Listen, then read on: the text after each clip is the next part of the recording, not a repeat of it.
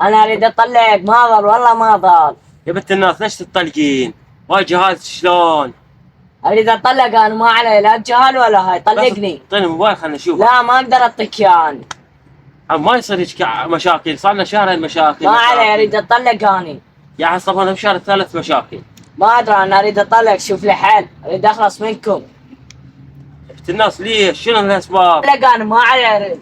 يا بس شنو تطلقيني؟ مو لعبه، هاي جهاز شلون؟ نسيت ايامنا الحلوه، الروحه والرده. اخذهم ولك هاي جهالي وهاي، انا طلقنا، انا ما اريد كل شيء، بس طلقني. فكر بيها انا باكر اريد اطلق. والجهال والحاضر ما علي، والغايب. اخذهم لك كلهم.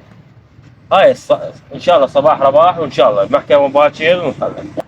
الو ها حبيبي، انا راح اطلق مثل ما قلت لي، سألت عن الحاضر والغايب مثل ما قلت لي، بس مو تنكت بشهر هيك وتزوجنا وعفت الجهال يمه. هاي كل شي ما اريد بالدنيا، بس انت اريدك حبيبي. يلا باي، راح يجي رجلي. هاي طلقتها وخلصت منها، صار لها بس 6 اشهر 7، بس مشاكل وطلقني. بس هي المشكله هاي الجهال خطيه، هي خطيه هاي من الها. تلح طلقني، ما اعرف مني ذا. امها السبب، استغفر الله.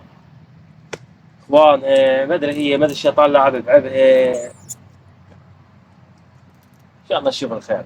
الو ها حبيبي، صارك 3 اشهر تضحك علي انت.